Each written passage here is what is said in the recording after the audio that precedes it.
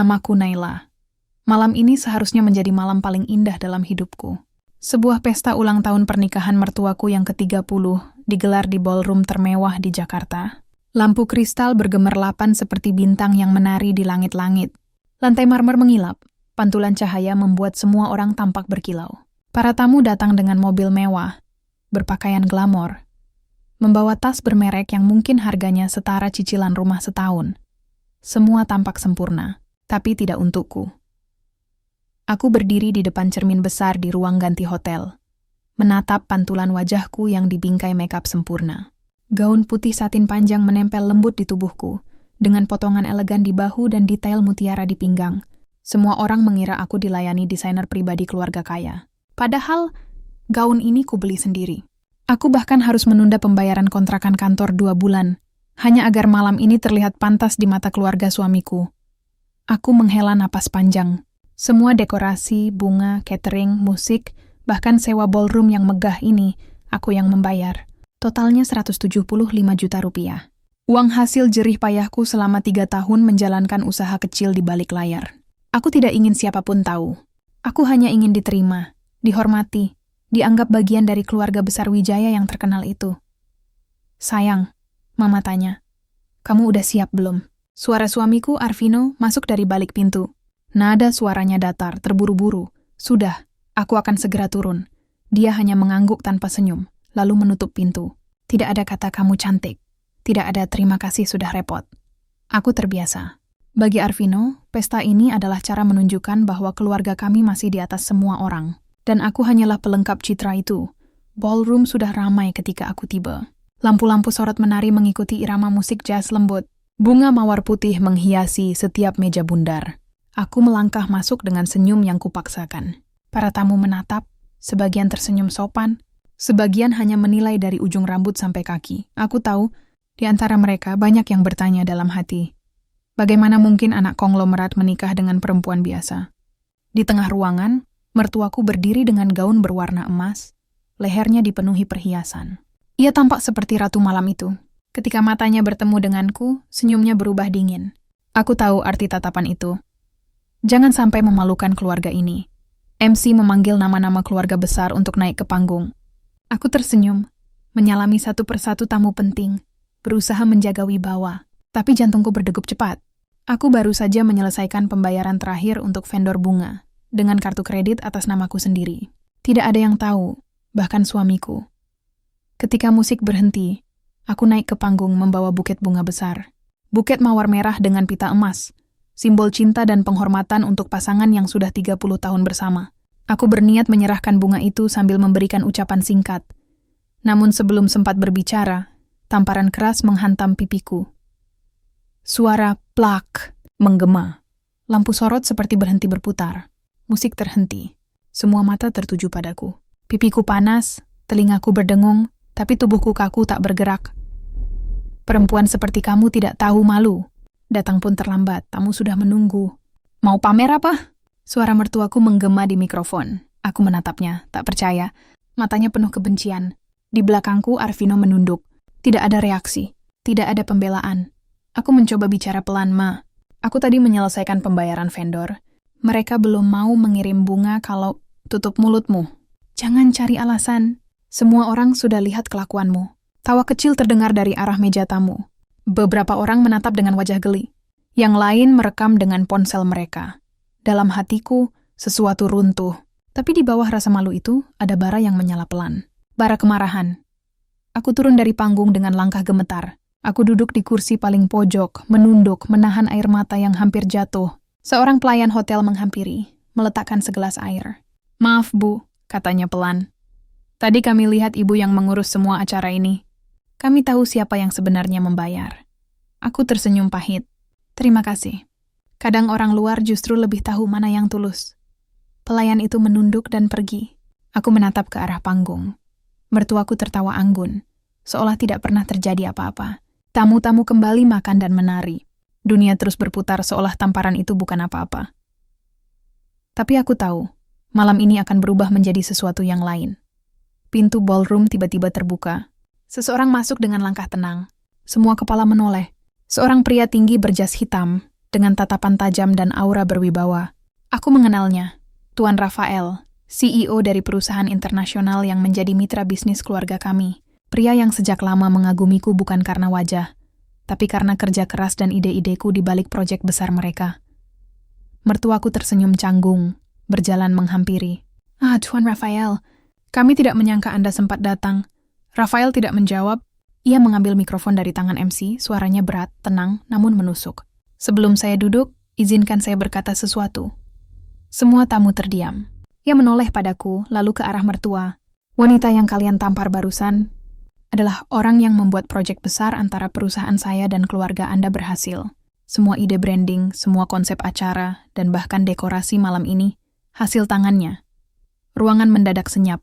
Mertua mematung. Arvino mendongak pelan, wajahnya kaget.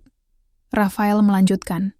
Saya datang karena ingin berterima kasih, tapi tampaknya saya datang tepat waktu untuk melihat siapa sebenarnya yang pantas dihormati di keluarga ini. Bisik-bisik terdengar. Beberapa tamu menatapku dengan pandangan baru. Sebagian lain menatap mertua dengan wajah tak percaya. Aku berdiri perlahan. Pipiku masih memerah, tapi suaraku tenang. Terima kasih Tuan Rafael. Tapi tidak apa-apa. Mungkin malam ini Tuhan ingin menunjukkan bahwa harga diri tidak bisa dibeli dengan pesta mewah. Aku menunduk sedikit, lalu berjalan keluar dari ruangan. Setiap langkahku terasa seperti dentuman. Gaunku menyapu lantai marmer, meninggalkan jejak berkilau di bawah cahaya lampu kristal. Semua mata mengikutiku, tapi tidak ada satupun yang berani bicara. Di luar ballroom, udara malam terasa dingin. Aku berdiri di balkon hotel, menatap lampu kota dari kejauhan. Tanganku bergetar, tapi bibirku tersenyum. Aku kehilangan harga diri di depan ratusan orang, tapi aku tahu, aku juga baru memulai sesuatu yang jauh lebih besar, kebangkitan. Aku tidak akan menangis malam ini. Aku tidak akan mengemis penerimaan dari keluarga yang hanya peduli pada status. Aku akan membuat mereka tahu. Tamparan malam ini akan menjadi berita yang membuat mereka malu selamanya. Dan benar saja, 2 hari kemudian, berita itu viral di mana-mana. Judulnya memenuhi media sosial. Menantu ditampar di depan 300 tamu. Ternyata ia sponsor utama acara. Aku hanya menatap layar ponsel dan tersenyum. Dunia akhirnya tahu siapa aku sebenarnya. Dan untuk pertama kalinya aku merasa bebas. Aku tidak pernah menyangka satu tamparan di malam pesta itu akan mengubah seluruh hidupku. Malam itu aku pulang tanpa bicara apapun. Gaun putihku masih menempel, wajahku masih berkilau oleh sisa riasan, tapi hatiku hancur berkeping-keping. Begitu sampai di kamar hotel, aku duduk di lantai, tidak menangis, hanya diam. Karena kadang, diam adalah satu-satunya cara menenangkan luka yang terlalu dalam. Keesokan harinya, aku terbangun karena suara notifikasi ponsel yang tak henti. Puluhan pesan masuk. Ada dari teman kuliah, rekan kerja, bahkan dari orang-orang yang sudah lama tidak kukenal. Semuanya bertanya hal yang sama. Apa benar kamu ditampar di depan tamu, Nay? Aku membuka salah satu pesan yang disertai tautan video. Ku pencet play. Dan di sana, jelas terlihat, aku, berdiri di panggung dengan buket bunga di tangan. Lalu suara tamparan keras itu terdengar lagi. Semuanya terekam. Ada yang menulis caption, menantu miskin ditampar mertua di pesta keluarga mewah. Video itu sudah ditonton lebih dari 300.000 kali. Komentarnya penuh ejekan dan simpati yang bercampur. Ada yang menertawakan, ada yang membelaku, tapi kebanyakan hanya menonton karena penasaran. Aku menggenggam ponselku erat-erat. Aku tahu, hidupku tidak akan pernah sama lagi. Siang itu, Arvino datang ke apartemen kami dengan wajah tegang. Ia langsung menutup pintu dengan kasar. Apa yang kamu lakukan, Nay? Kenapa videonya viral begitu? Aku menatapnya pelan. Aku tidak melakukan apapun. Aku bahkan tidak tahu siapa yang merekamnya. Ia menatapku tajam. Nama keluarga kita jadi bahan gosip. Mama hampir tidak keluar kamar sejak pagi. Papa marah besar. Dan kamu duduk santai di sini? Aku berdiri. Arvino, kamu dengar baik-baik. Aku ditampar di depan ratusan orang. Aku tidak pernah minta mereka merekam. Tapi kalau dunia akhirnya tahu, mungkin ini cara Tuhan menunjukkan siapa yang sebenarnya memalukan. Wajahnya memerah. Jangan bawa-bawa Tuhan untuk membenarkan rasa sakit hati kamu. Ia mengambil jasnya, hendak pergi. Sebelum keluar, ia menatapku dan berkata, mulai sekarang, lebih baik kamu tidak usah datang ke rumah mama dulu. Situasinya belum reda, pintu tertutup keras. Aku terdiam. Untuk pertama kalinya, aku merasa benar-benar sendirian. Hari berganti minggu. Setiap kali aku membuka media sosial, masih saja ada potongan video pesta itu. Setiap akun gosip besar membahasnya. Headline-nya semakin liar. Aksi mertua tampar menantu di depan CEO internasional. Gaun mahal tapi harga diri murah? Siapa sebenarnya wanita di balik pesta rari 75 juta itu? Aku membaca semuanya dengan tenang. Aku tidak membalas, tidak berkomentar, tidak menjelaskan apapun. Karena aku tahu, waktu akan berbicara untukku. Di sisi lain, nama keluarga Wijaya mulai menjadi bahan ejekan di dunia bisnis. Banyak rekan bisnis mulai menjauh. Proyek besar yang seharusnya ditandatangani minggu itu ditunda tanpa alasan. Dan kemudian, kabar itu datang. Rafael menghubungiku. "Naila, aku minta maaf kalau kehadiranku malam itu membuatmu semakin disorot," katanya di ujung telepon. Aku menjawab pelan, "Bukan salahmu. Justru berkatmu, dunia tahu siapa aku sebenarnya." Ia tertawa kecil. "Aku serius, Naila. Aku sudah bicara dengan direksi. Kami ingin kamu bergabung sebagai konsultan kreatif. Posisi itu kosong, dan aku tahu hanya kamu yang bisa mengisi." Aku terdiam sejenak. "Apakah kamu yakin tidak akan menimbulkan masalah dengan keluarga suamiku?" "Aku tidak peduli pada mereka. Yang aku tahu, kerja kerasmu tidak boleh sia-sia." Aku menarik napas panjang. Malam itu juga aku menandatangani kontrak kerja baru. Gajiku naik 2 kali lipat dari sebelumnya. Dan untuk pertama kalinya, aku merasa dihargai tanpa harus menyembunyikan siapa aku sebenarnya. Seminggu setelah itu, aku menerima undangan wawancara dari salah satu media besar. Mereka ingin tahu kisah di balik video viral itu. Awalnya aku menolak. Tapi Rafael berkata, "Kamu tidak perlu membela diri. Cukup ceritakan kebenarannya dengan tenang. Kadang, cara paling elegan membalas fitnah adalah dengan fakta." Akhirnya aku datang. Studio itu terang, wangi, dan tertata rapi. Presenternya terkenal dengan gaya lembut tapi tajam. Ia menatapku dan bertanya, "Benarkah kamu yang membayar seluruh pesta itu, Naila?" Aku menatap kamera, lalu menjawab pelan, "Iya benar. Aku yang membayar semuanya. Karena aku tidak ingin keluarga suamiku dipermalukan. Aku ingin mereka bahagia." Tapi malam itu, kebahagiaan itu berubah jadi penghinaan. Ruangan sunyi. Presenter menatapku dalam. "Kamu tidak marah?" Aku tersenyum kecil. "Marah. Tapi lebih dari itu aku kecewa. Karena aku sadar, orang yang kita anggap keluarga bisa menjadi orang yang paling melukai." Wawancara itu ditayangkan malamnya, dan esok harinya berita itu meledak lebih besar dari sebelumnya. Tajuk berita berubah, dari yang tadinya menghina, kini jadi membela. "Korban tamparan elegan ungkap fakta mengejutkan. Ternyata dia sponsor utama acara mewah." Komentar mulai berubah arah. Orang-orang mulai menulis. "Dia kuat banget. Kalem tapi tajam. Keren banget sikapnya." Tamparan itu malah jadi tamparan balik buat keluarga sombong. Hari itu aku duduk di teras apartemen, menatap langit sore. Ada rasa lega yang tidak bisa dijelaskan. Aku tidak perlu berteriak, tidak perlu membalas dengan amarah. Aku hanya perlu menjadi diriku sendiri, dan dunia melihat sisanya. Tapi rupanya, belum semua tenang. Sore itu aku mendapat panggilan dari nomor yang sangat kukenal. Nomor mertua. Aku mengangkat dengan tangan bergetar. Suara di ujung sana dingin dan kaku. "Naila, kamu puas sekarang? Nama keluarga ini hancur karena kamu." Aku diam beberapa detik, lalu menjawab pelan. "Aku tidak pernah ingin menghancurkan siapapun. Aku hanya ingin dihormati seperti manusia. Kalau kamu masih punya rasa hormat, hapus semua wawancara itu." Aku menghela napas. "Aku tidak bisa, Bu. Aku hanya bicara jujur. Kalau kejujuran membuat nama keluarga jatuh, mungkin karena selama ini keluarga itu berdiri di atas kebohongan." Telepon langsung ditutup. Aku menatap layar ponsel. Senyum kecil muncul tanpa sadar. Aku tahu kata-kataku barusan akan membuatnya marah besar. Tapi untuk pertama kalinya, aku tidak peduli. Aku sudah cukup lama diam. Beberapa hari kemudian, aku menerima undangan gala dinner dari perusahaan baru tempatku bekerja. Rafael bilang, acara itu dihadiri tokoh-tokoh besar dari dunia bisnis dan media. Aku datang mengenakan gaun hitam sederhana namun elegan. Tidak berlebihan tetapi berkelas. Dan di sanalah aku melihat mereka, keluarga suamiku. Mertua, suami, dan beberapa kerabat yang dulu menatapku dengan sinis. Mereka tampak kikuk ketika aku lewat. Beberapa tamu bahkan menyalamiku lebih dulu, menyapaku dengan ramah. Aku bisa melihat jelas perbedaan di wajah mereka. Mereka tahu, kini aku berdiri di tempat yang lebih tinggi, acara berjalan lancar. Sampai akhirnya, pembawa acara memanggil nama-nama penerima penghargaan malam itu. Aku tidak menyangka namaku disebut. Dan penghargaan untuk konsultan kreatif paling inspiratif tahun ini diberikan kepada Naila. Semua mata menoleh ke arahku. Aku berjalan ke panggung dengan langkah mantap. Tepuk tangan menggema. Rafael berdiri di barisan depan, tersenyum bangga.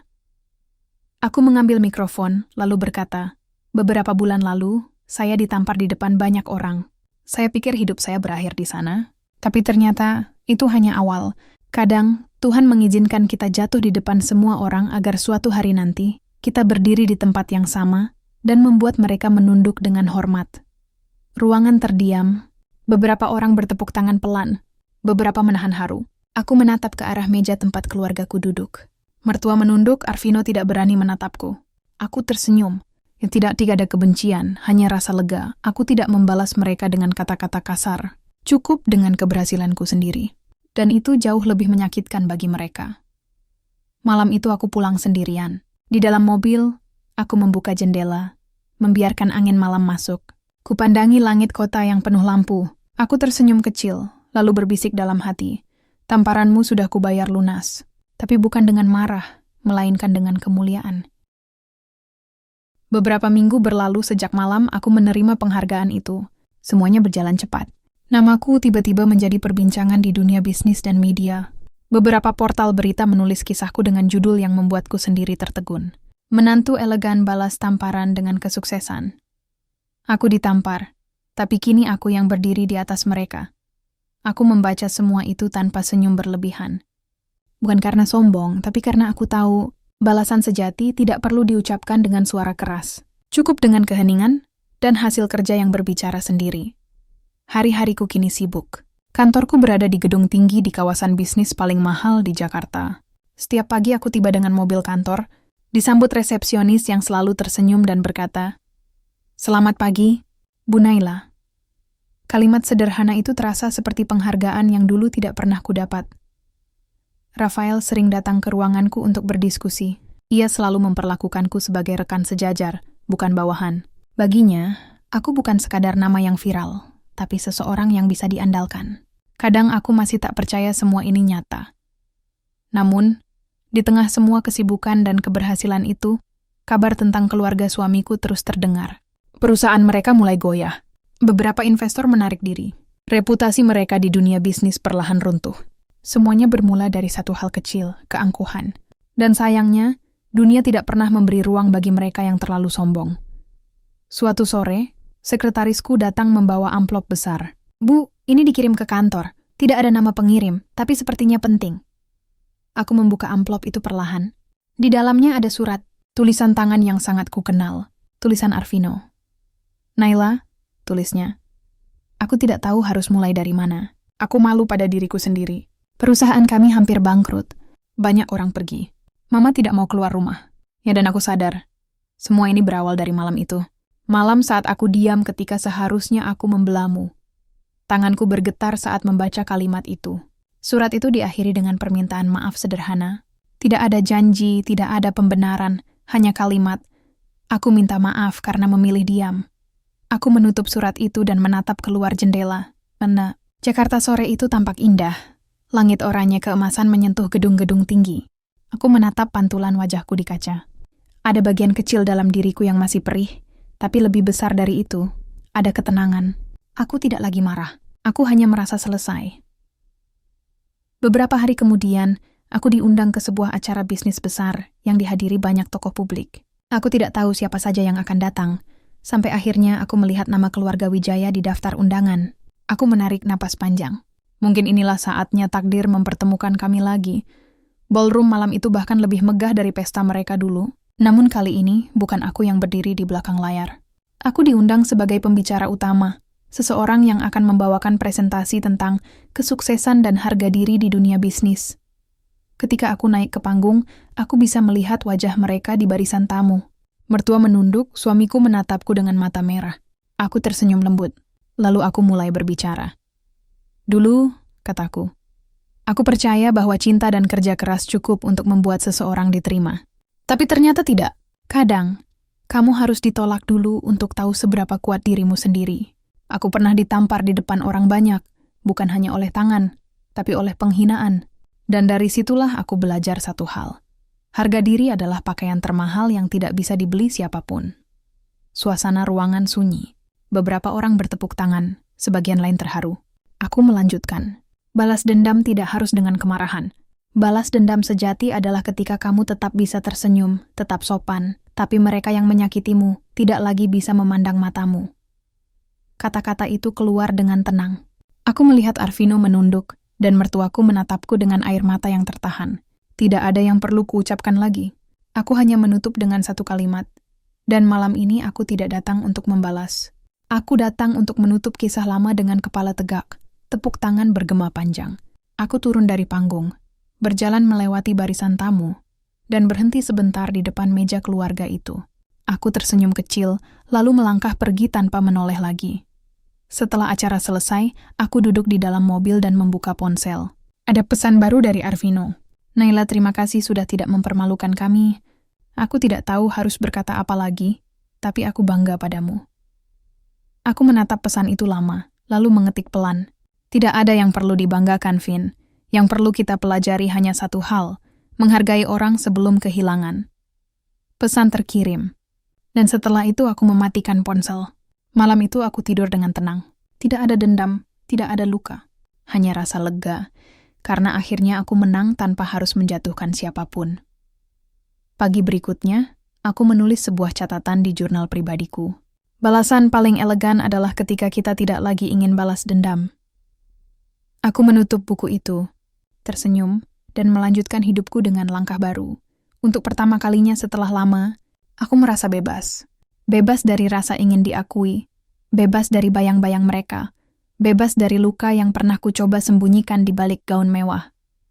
Kini aku tahu, tamparan itu bukan akhir dari cerita. Tamparan itu adalah awal dari versi terbaik diriku sendiri. Setahun berlalu sejak malam di mana aku berdiri di atas panggung dan berbicara tentang harga diri. Banyak hal berubah. Aku bukan lagi perempuan yang pernah ditampar dan menangis dalam diam. Kini, aku adalah seseorang yang mampu berdiri sendiri. Bukan karena ingin membuktikan kepada siapapun, tapi karena akhirnya aku sadar, aku cukup. Perusahaanku tumbuh dari ide kecil yang dulu kujalankan sendirian di kamar apartemen. Sebuah agensi kreatif yang membantu bisnis lokal membangun citra dan strategi pemasaran. Nama perusahaanku sederhana, Aruna Kreatif. Aku mengambil nama itu dari bahasa Sanskerta, artinya cahaya pagi. Aku ingin setiap orang yang bekerja bersamaku merasakan hal yang sama. Cahaya baru setelah gelap yang panjang. Kantor kecil itu kini berubah menjadi ruang besar dengan 20 karyawan muda. Mereka memanggilku Bu Naila dengan nada hormat tapi akrab.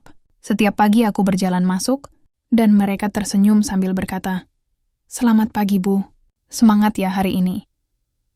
Dan setiap kali aku mendengar kalimat itu, aku tahu, aku tidak salah mengambil keputusan. Rafael masih menjadi mitra bisnis terbesarku. Ia tidak pernah bersikap berlebihan, tapi aku tahu ia bangga. Kami sering rapat bersama, dan ia selalu berkata di akhir pertemuan, "Naila, kamu membuktikan bahwa yang elegan tidak selalu lemah." Kata-kata itu seperti bahan bakar yang membuatku terus maju. Namun kehidupan tidak selalu tentang naik. Kadang, kehidupan memberi kita pemandangan aneh. Saat orang yang dulu menghinamu tiba-tiba mengetuk pintu dengan wajah memelas. Itu terjadi suatu sore di bulan Mei. Hujan turun deras. Aku baru selesai memimpin rapat saat sekretarisku masuk dengan wajah ragu. "Bu, ada tamu yang ingin bertemu," katanya keluarga ibu. Aku menatapnya heran. "Siapa?" Beliau bilang. "Ibu mertua." Aku terdiam. Nama itu masih terasa asing di telingaku. Meski dulu sangat akrab di hidupku. Sudah hampir 1 tahun aku tidak bertemu dengannya. Aku menatap keluar jendela. Hujan deras membuat kaca buram. Lalu aku berkata pelan, "Persilakan masuk." Pintu terbuka. Di sana berdiri perempuan yang dulu menamparku di depan ratusan tamu. Kini ia tampak jauh berbeda. Pipinya lebih tirus, matanya sayu, langkahnya pelan. Tidak ada lagi kilau perhiasan di lehernya. Yang tersisa hanya tubuh renta dan pandangan yang penuh penyesalan. Aku berdiri, berusaha menjaga sikap. "Silakan duduk, Bu." Ia menatapku lama sebelum duduk perlahan. Beberapa detik hanya ada keheningan. Suara hujan di luar terdengar jelas. Akhirnya ia bicara. "Naila, aku tahu. Aku tidak pantas datang ke sini. Tapi aku tidak punya pilihan." Aku menatapnya tenang. "Ada apa, Bu?" Ia menghela napas berat. "Perusahaan keluarga kami hancur. Investor pergi satu persatu. Aset banyak disita. Rumah besar itu akan dijual bulan depan." Suara mertuaku bergetar. "Kami butuh bantuan. Aku tahu kamu sukses sekarang, Aku tahu kamu punya pengaruh besar di bidangmu. Tolong, bantu kami bangkit lagi. Aku mendengarnya tanpa reaksi berlebihan. Dalam hati, aku teringat malam di mana tangannya menghantam pipiku. Tangan yang sama kini bergetar di atas meja, memohon belas kasihan. Ironi kehidupan memang lucu. Aku bertanya pelan, kenapa ibu datang ke saya? Bukankah dulu saya dianggap membawa sial bagi keluarga? Matanya berkaca-kaca. Aku salah, Naila. Aku buta karena gengsi. Aku terlalu bangga sampai tidak bisa melihat ketulusanmu. Sekarang aku sadar, tamparanku malam itu justru menampar diriku sendiri. Aku menunduk, menahan napas panjang. Sebagian diriku ingin memaafkan, tapi bagian lain masih menahan luka. Namun aku tahu, dendam tidak pernah menghasilkan apa-apa. Nih akhirnya aku berkata pelan, Bu, saya tidak bisa mengembalikan masa lalu, tapi saya bisa membantu dengan satu syarat. Mertuaku menatapku dengan mata penuh harap. Syarat apa? Saya akan bantu tapi tidak untuk gengsi. Saya hanya mau menolong kalau keluarga ibu mau mulai dari nol dengan rendah hati. Ia mengangguk cepat, hampir menangis. Ya Naila, kami mau. Kami sudah lelah berpura-pura tinggi. Aku memanggil sekretarisku, meminta 2 cangkir teh hangat. Sore itu kami bicara lama, tentang bisnis, tentang kehilangan, tentang bagaimana manusia bisa berubah setelah jatuh. Di akhir pembicaraan, aku menggenggam tangannya dan berkata, saya bantu bukan karena ibu keluarga saya. Saya bantu karena saya tidak ingin siapapun merasakan rasa malu seperti yang pernah saya rasakan dulu. Mertuaku menangis tanpa suara. Dan untuk pertama kalinya, aku melihat sosoknya sebagai manusia biasa, bukan musuh. Beberapa minggu setelah pertemuan itu, aku membantu mengatur restrukturisasi bisnis keluarga mereka. Rafael ikut mendukung dari sisi investasi. Tapi semua syarat yang kutetapkan jelas. Tidak ada kemewahan palsu, tidak ada tipu daya, dan semua kerja harus nyata. Awalnya sulit, tapi perlahan, keadaan mulai membaik. Perusahaan keluarga itu mulai hidup kembali, meski dengan ukuran lebih kecil. Aku melihat mertuaku belajar menekan ego, belajar meminta maaf, dan bahkan belajar menghargai orang lain. Itu perubahan yang tidak pernah kubayangkan sebelumnya. Suamiku, Arvino, datang ke kantorku beberapa minggu kemudian. Ia tampak gugup, berdiri di depan pintu sambil memegang map. Boleh aku bicara, katanya. Aku mengangguk. Kami duduk di ruanganku. Hening beberapa detik. Akhirnya ia mulai bicara. Naila, aku tidak tahu harus mulai dari mana. Aku ingin minta maaf lagi. Aku sadar aku pengecut. Aku diam saat kamu dihina. Aku diam saat kamu disakiti. Aku hanya ingin kamu tahu. Aku menyesal. Aku menatapnya lama. Dulu aku sering berharap mendengar kata itu. Kini saat akhirnya ku dengar, rasanya biasa saja. Nah, bukan karena aku tidak peduli, tapi karena aku sudah terlalu jauh berjalan ke depan. Aku berkata pelan, aku sudah memaafkanmu, Vin. Tapi memaafkan tidak selalu berarti kembali. Kadang memaafkan berarti melepaskan. Ia menunduk. Aku tahu. Aku hanya ingin kamu tahu bahwa aku bangga padamu. Aku tersenyum kecil. Terima kasih. Aku juga berharap kamu bisa bangga pada dirimu sendiri suatu hari nanti. Kami berjabat tangan, dan di momen itu aku tahu, semuanya sudah selesai. Tidak ada kebencian, tidak ada luka yang tersisa, hanya kenangan yang kini terasa jauh dan tidak menyakitkan lagi. Beberapa bulan kemudian, perusahaan baruku berkembang lebih pesat. Kami membuka cabang di Surabaya dan Bandung. Banyak proyek besar datang, termasuk kerja sama dengan beberapa merek internasional. Setiap kali aku melihat karyawanku tersenyum bangga dengan hasil kerja mereka, aku teringat masa laluku. Tamparan itu, penghinaan itu, semua terasa seperti mimpi buruk yang akhirnya berujung indah. Suatu hari, aku kembali diundang menjadi pembicara di sebuah forum wanita pengusaha. Di sana aku berkata, kadang kita harus jatuh bukan untuk kalah, tapi untuk menemukan kekuatan yang selama ini kita sembunyikan. Jangan takut jika dunia menertawakanmu, karena suatu hari nanti, orang yang menertawakanmu akan datang memohon bantuanmu. Setelah aku selesai berbicara, banyak wanita datang menyalamiku dengan mata berkaca-kaca. Mereka bilang kisahku membuat mereka berani. Dan disitulah aku sadar, mungkin inilah tujuan dari semua rasa sakit itu dulu, agar aku bisa menjadi cahaya bagi orang lain. Malamnya, aku duduk di balkon rumah kecilku yang baru. Bukan rumah mewah seperti dulu, tapi penuh kehangatan. Aku menatap langit yang bersih, angin berhembus lembut. Aku menutup mata dan berkata dalam hati, terima kasih untuk setiap tamparan, setiap hinaan, setiap air mata. Tanpa itu semua, aku tidak akan sampai di sini. Aku menyesap teh hangat, tersenyum, lalu menulis satu kalimat di buku harian yang sudah hampir penuh. Balasan terbaik bukan membuat mereka malu, tapi membuat diri sendiri layak dihormati. Aku menutup buku itu. Dan untuk pertama kalinya aku benar-benar merasa damai. Sudah 2 tahun sejak malam aku berdiri di panggung dengan pipi yang perih karena tamparan. 2 tahun sejak aku dipermalukan di depan ratusan tamu, dan 2 tahun sejak aku berjanji pada diriku sendiri bahwa aku akan berdiri lagi, bukan untuk membalas, tapi untuk membuktikan bahwa harga diri tidak bisa dibeli. Dan aku menepati janjiku. Hidupku kini jauh dari bayangan dulu. Setiap pagi aku bangun sebelum matahari terbit. Aku masih menyeduh teh sendiri. Masih suka menatap langit pagi dari balkon kecil rumahku. Tapi kini ada rasa yang berbeda. Bukan lagi kesedihan, bukan dendam, tapi ketenangan. Ketenangan karena aku sudah melewati badai, dan kini aku berdiri di atas tanah yang kokoh, hasil kerja tanganku sendiri. Perusahaanku, Aruna Kreatif, kini menjadi salah satu agensi kreatif paling berpengaruh di Asia Tenggara. Banyak klien besar datang dari luar negeri.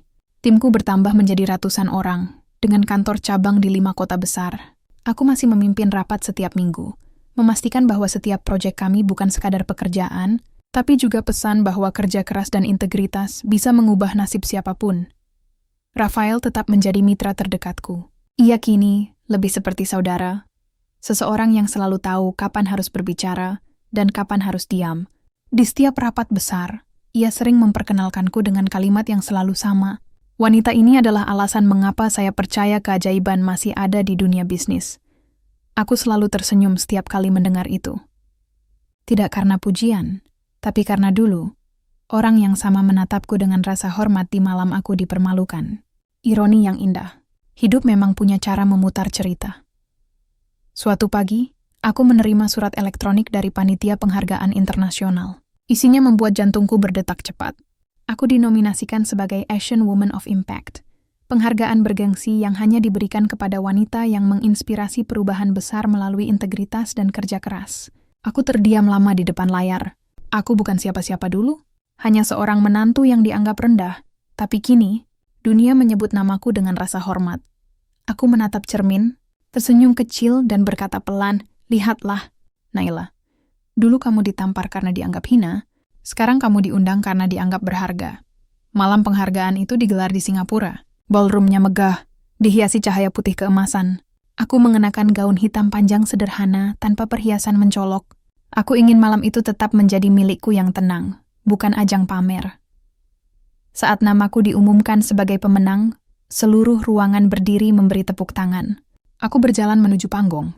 Lampu sorot mengikuti langkahku. Dan untuk sekejap, aku kembali mengingat malam 2 tahun lalu. Malam yang sama, dengan lampu sorot yang sama. Tapi suasananya berbeda. Dulu aku ditatap dengan ejekan, sekarang aku ditatap dengan kagum. Aku mengambil mikrofon, menarik napas, lalu mulai berbicara. 2 tahun lalu, aku pernah ditampar di depan ratusan orang. Bukan karena aku salah, tapi karena aku dianggap tidak pantas berdiri di samping mereka. Saat itu aku pikir hidupku berakhir. Tapi ternyata, itu adalah awal dari bab baru yang paling indah. Aku berhenti sejenak. Beberapa orang di barisan depan menatapku dengan mata berkaca-kaca. Aku melanjutkan dengan suara pelan tapi tegas. Dulu aku belajar bahwa kekayaan bisa membuat seseorang dihormati, tapi hanya sementara. Sementara kerja keras dan ketulusan membuat seseorang dikenang selamanya. Aku berdiri di sini bukan karena ingin membalas, tapi karena aku ingin menunjukkan bahwa perempuan yang pernah dijatuhkan bisa bangkit tanpa menginjak siapapun. Tepuk tangan menggema. Beberapa kamera menyorot wajahku dari dekat, dan di tengah cahaya itu aku tahu, aku sudah menang. Bukan menang dari mereka yang menamparku, tapi menang dari diriku sendiri yang dulu takut dan ingin disukai. Keesokan harinya, berita tentang penghargaan itu tersebar di mana-mana. Setiap portal berita menulis kisahku dengan nada inspiratif. Beberapa bahkan menulis judul yang membuatku tersenyum geli. Dulu ditampar, kini jadi inspirasi dunia. Wanita Indonesia ini buktikan elegansi adalah kekuatan. Aku membaca satu persatu sambil meneguk kopi di balkon hotelku. Aku tidak lagi merasa marah. Tidak lagi ingin membuktikan apapun. Hidup sudah membuktikannya untukku. Saat aku bersiap pulang ke Jakarta, teleponku berdering. Nomor itu membuatku berhenti sejenak. Nomor rumah lama keluarga suamiku. Aku menjawab dengan tenang. Suara di seberang sana pelan dan bergetar. Naila, ini Mama. Aku diam sejenak lalu menjawab lembut. Iya Bu, apa kabar? Aku lihat beritamu di televisi. Selamat nak. Nada suaranya berubah, berat, seperti menahan tangis. Aku bangga padamu. Dulu aku terlalu buta untuk melihat siapa kamu sebenarnya. Aku menarik napas panjang. Terima kasih Bu, semua sudah berlalu. Ia terisak pelan. Boleh aku bertemu? Aku ingin memelukmu sekali saja. Aku tersenyum walau tidak terlihat. Tentu Bu, aku juga ingin memeluk Ibu. Beberapa hari kemudian, aku benar-benar bertemu dengannya. Bukan di rumah besar yang dulu penuh gengsi, tapi di rumah sederhana di pinggiran kota. Ia menyambutku di depan pintu, wajahnya terlihat lebih tua, tapi juga lebih damai. Begitu kami saling menatap, tidak ada kata-kata. Kami hanya saling mendekat dan berpelukan lama. Ia menangis di pundakku, dan aku membiarkannya. Maafkan Mama Naila. Aku menjawab pelan. Saya sudah lama memaafkan Bu, bahkan sebelum Ibu meminta. Kami duduk lama sore itu. Ia bercerita banyak hal, tentang bagaimana semua orang menjauh setelah skandal itu, tentang bagaimana hidup sederhana ternyata membuatnya lebih bahagia. Dan aku mendengarkan tanpa menghakimi. Di dalam hati, aku berterima kasih, karena akhirnya Tuhan menunjukkan sisi manusiawinya. Malamnya, saat aku pulang, aku menulis sesuatu di buku harianku. Maaf bukan tentang siapa yang salah, tapi tentang siapa yang lebih dulu damai. Aku menutup buku itu, tersenyum, dan tidur dengan hati ringan. Beberapa bulan kemudian, Rafael mengajakku makan malam. Kami duduk di restoran kecil di tepi danau. Ia tampak lebih tenang dari biasanya. Naila, katanya, aku akan pensiun tahun depan. Aku ingin kamu melanjutkan posisi CEO untuk perusahaan gabungan kita. Aku terkejut. Rafael, aku tidak pernah memikirkan itu. Ia tersenyum. Justru karena kamu tidak memikirkannya, kamu pantas. Dunia butuh pemimpin seperti kamu, yang kuat tapi tetap punya hati. Aku menatapnya lama. Ada rasa haru yang menyesak di dada. Aku mengangguk pelan. Kalau begitu aku akan melanjutkan, bukan demi jabatan, tapi demi mereka yang dulu tidak punya suara, seperti aku dulu. Rafael tersenyum lega. Dan itu alasan kenapa kamu akan berhasil. Waktu berlalu. Setahun kemudian, aku resmi menjabat sebagai CEO perusahaan gabungan Aruna Group. Sebuah posisi yang dulu bahkan tidak pernah bisa kubayangkan. Perusahaan itu kini mempekerjakan ribuan orang. Banyak di antaranya adalah perempuan muda yang ingin membangun karier tanpa harus kehilangan harga diri. Di acara peresmian kantor pusat baru, aku berdiri di depan ribuan karyawan. Aku berkata, dulu aku berdiri di ruangan besar yang sama, tapi penuh hinaan. Sekarang aku berdiri di sini dengan penuh kebanggaan, bukan karena kekayaan, tapi karena setiap orang di sini bekerja dengan hati. Semua orang bertepuk tangan. Aku melihat wajah-wajah muda penuh semangat di depanku, dan aku tahu perjalanan ini belum selesai. Aku ingin terus menyalakan cahaya itu untuk mereka. Beberapa minggu kemudian, aku kembali ke hotel tempat pesta lamaku dulu digelar. Hotel itu masih berdiri megah. Tapi kali ini aku datang bukan sebagai tamu, melainkan sebagai pemilik acara besar, peluncuran program sosial untuk membantu wanita korban kekerasan dan penghinaan di tempat kerja. Program itu dinamakan Tamparan Menjadi Tenaga. Program yang mengubah rasa sakit menjadi kekuatan. Saat berdiri di panggung, aku menatap sekeliling. Ballroom yang dulu menjadi saksi lukaku, kini menjadi tempat aku memberikan kekuatan untuk orang lain. Aku berkata pelan di depan ribuan hadirin. Dulu aku pernah ditampar di tempat ini. Tapi hari ini, di tempat yang sama, aku menampar balik dunia. Bukan dengan tangan, tapi dengan cinta, keberanian, dan kerja keras. Tepuk tangan menggema, panjang dan tulus. Beberapa wanita di antara penonton meneteskan air mata. Aku menatap mereka satu persatu, dan aku tahu setiap dari mereka membawa kisah luka sendiri. Dan mungkin mereka melihat sedikit dari diriku di dalam diri mereka. Malam itu aku berdiri sendirian di balkon hotel. Lampu kota memantul di jendela, seperti bintang-bintang yang jatuh ke bumi. Aku menutup mata, membiarkan angin malam meniup rambutku.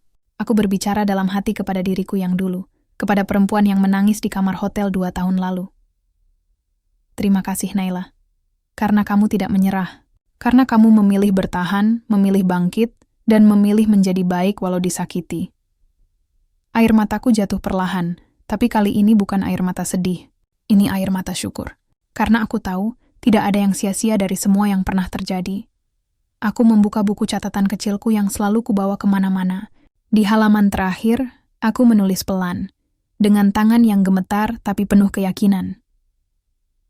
Tidak ada tamparan yang lebih keras dari takdir, tapi juga tidak ada pelukan yang lebih hangat dari keberhasilan. Dulu aku ditampar di depan ratusan orang, tapi kini dunia menunduk dengan hormat. Dan aku, Naila, bukan korban lagi. Aku adalah pemenang dari kisahku sendiri. Aku menutup buku itu, menatap langit malam, lalu berbisik pelan, "Terima kasih, hidup. Aku sudah menang."